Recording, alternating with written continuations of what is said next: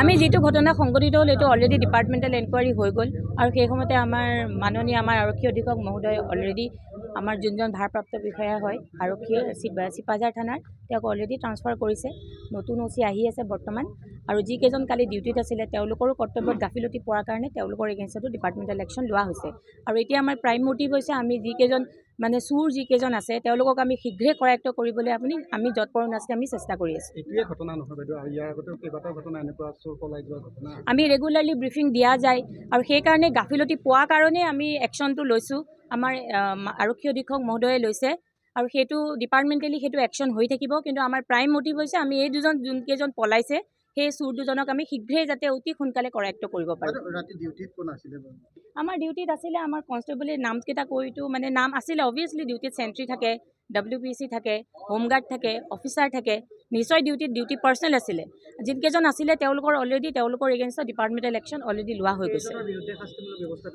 suspension কৰা হৈছে যোনকেজন duty আছে তেওঁলোকৰ বিৰুদ্ধে লোৱা গৈছে নামকেইটা মই নকওঁ আমাৰ WPC এয়া আছে WPC আছে আমাৰ হোমগাৰ্ড আছে আমাৰ যোনজন সেন্ট্ৰি আছে AB লেন্স নায়ক এই তিনজন আমাৰ হৈ আছে তিনিজন হৈ আছে তেওঁলোকৰ ওপৰতো তদন্ত চলি আছে অলৰেডি সাসপেনশন হৈছে প্লাস OC ট্ৰান্সফাৰ হৈছে আৰু বাকি যিনকেজন আমাৰ সাব ইন্সপেক্টৰ আছে তেওঁলোকৰ ওপৰতো এনকুৱাৰীটো এতিয়াও চলি আছে যে তাৰ পিছত যেটা তদন্তৰ প্ৰতিবেদন মই দিম SP ছাৰক তেতিয়া SP ছাৰে নিশ্চয়কৈ ডিপাৰ্টমেন্টাল একশন ল'ব WPC আছে সেই সময়ত ডিউটি হয় শাস্তিমূলক বদলি হ'ব নিশ্চয়